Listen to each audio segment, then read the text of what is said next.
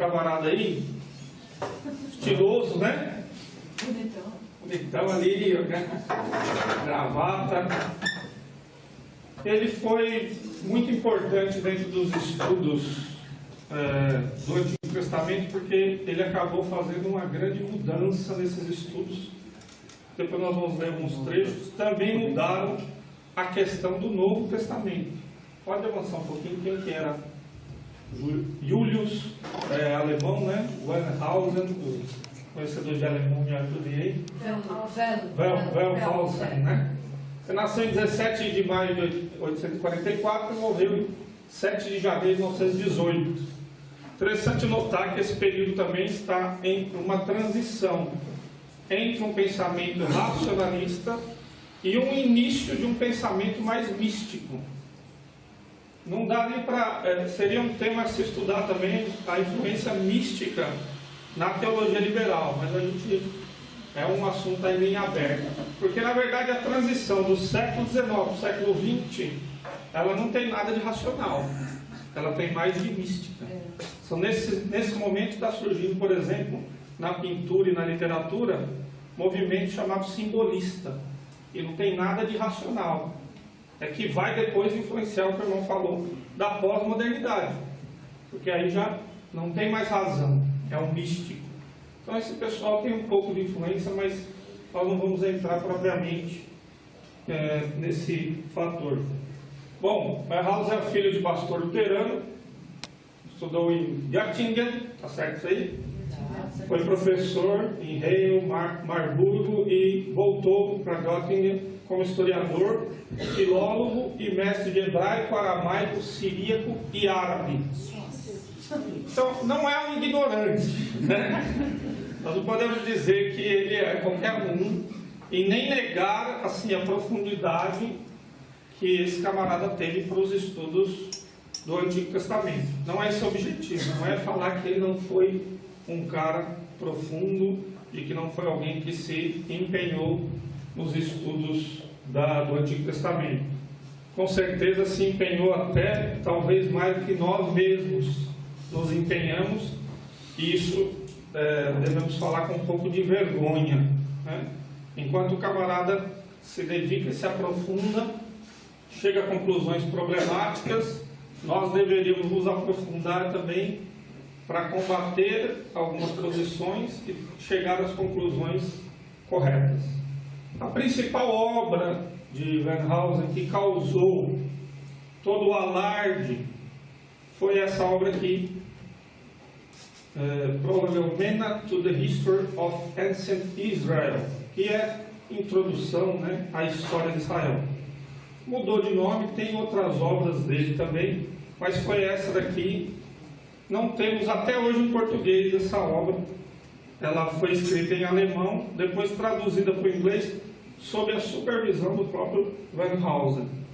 Então, não é uma obra muito fácil de achar também, porque é muito antiga, mas você consegue até achar que ela já está em domínio público praticamente. Essa é uma edição de 2008, e nessa obra ele expõe as suas teorias, que não são propriamente dele, tá? Outros pesquisadores alemães já tinham chegado às conclusões dele, mas a partir de Wellhausen é que vão ser influenciados, e é esta obra que vai fazer o grande alarde nos estudos do Novo Testamento. Pode passar. O House, que é um texto ortodoxo de teologia do Antigo Testamento, publicado pela editora Vida. Depois no final tem a bibliografia. Eu deixei uma cópia impressa também lá na biblioteca dessa palestra, se os irmãos quiserem, mas depois nós vamos colocar no site também, vocês vão ter acesso. Eu vou ler alguns trechos,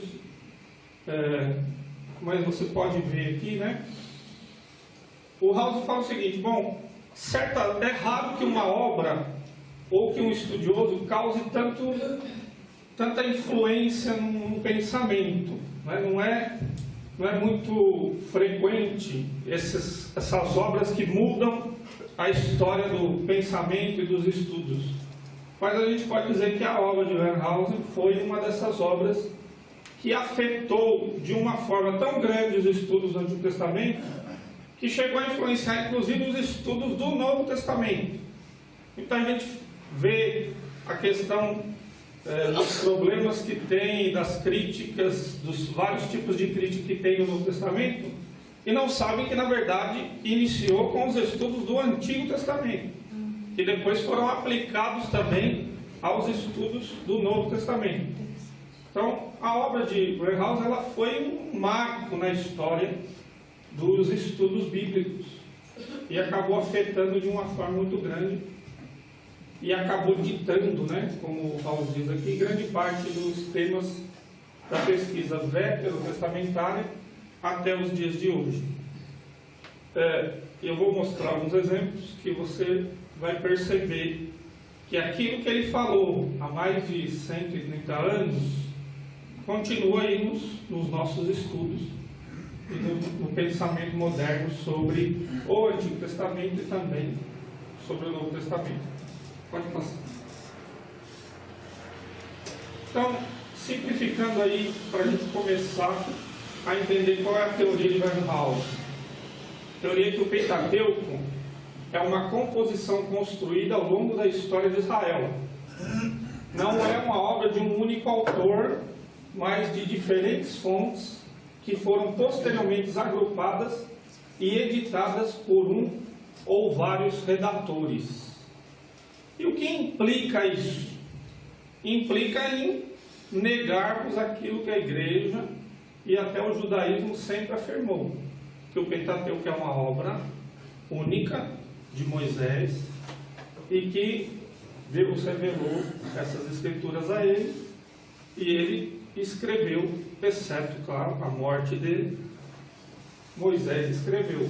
Então essa afirmação vai dizer que não, que o Pentateuco é uma obra construída ao longo da história de Israel, não é de um único autor e que diferentes fontes, diferentes autores foram depois agrupados e editados por um redator ou por vários redatores.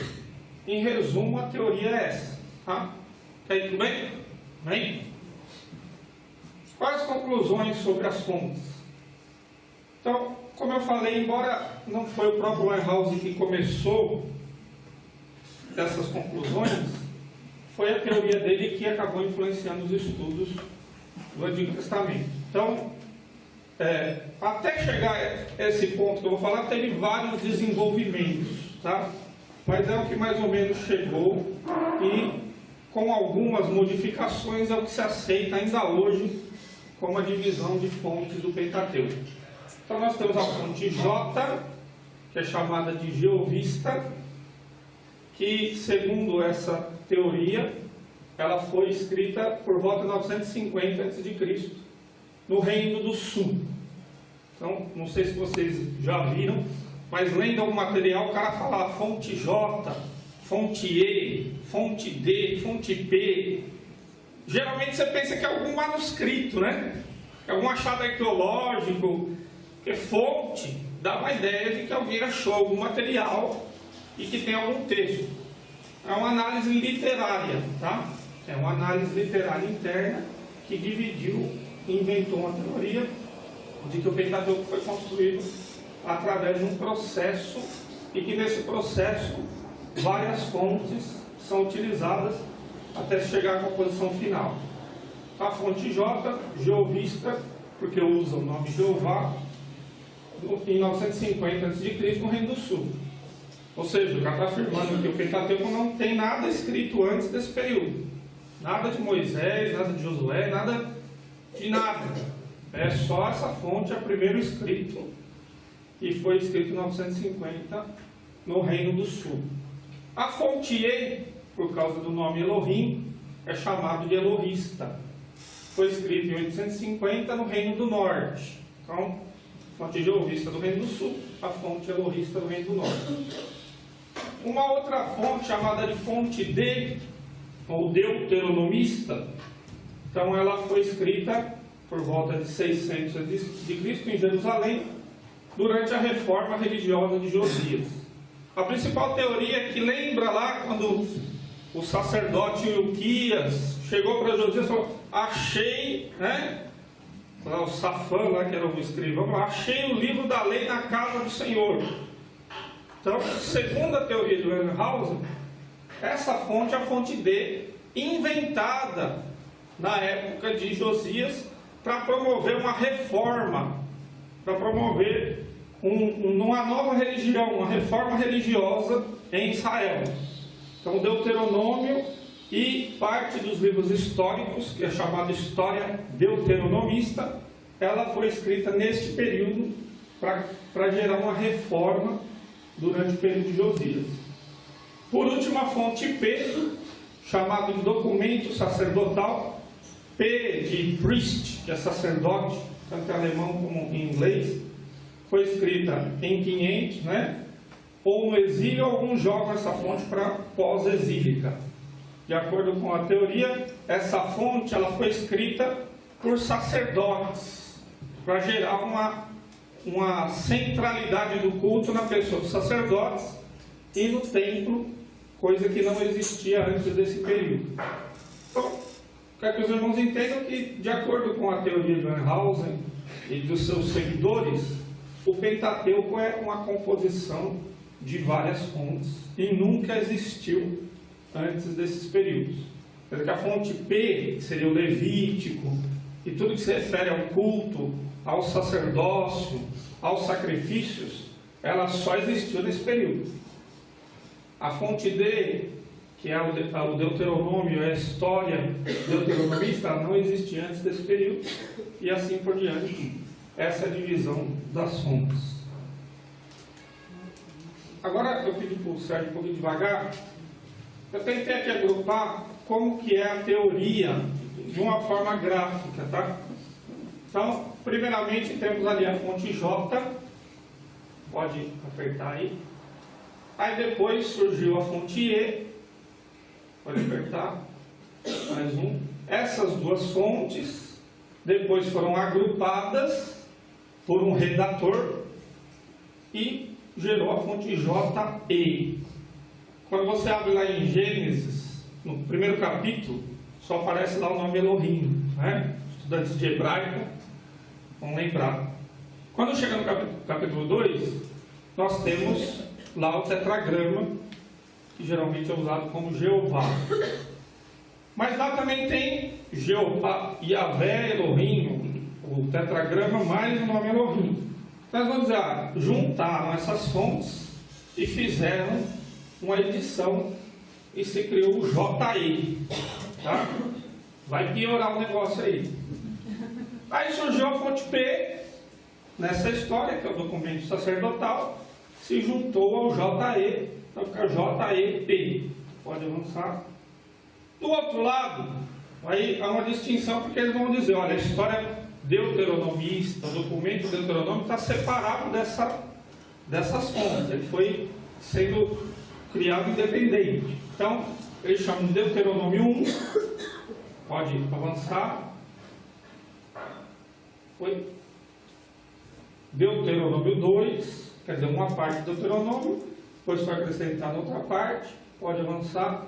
Se juntaram essas duas partes e formaram o documento D, que é a história, é o documento que a gente conhece como Deuteronômio, e os livros que têm referências deuteronomistas. Pode avançar. E desse documento D também surgiu a chamada História Deuteronomista, que vai incluir Josué, Juízes e alguns livros históricos. Porque não era fácil, só para os irmãos entenderem, não adianta o camarada falar que o Pentateuco são várias fontes. Porque nós vamos encontrar citações do Pentateuco em outros textos. Então, para costurar direitinho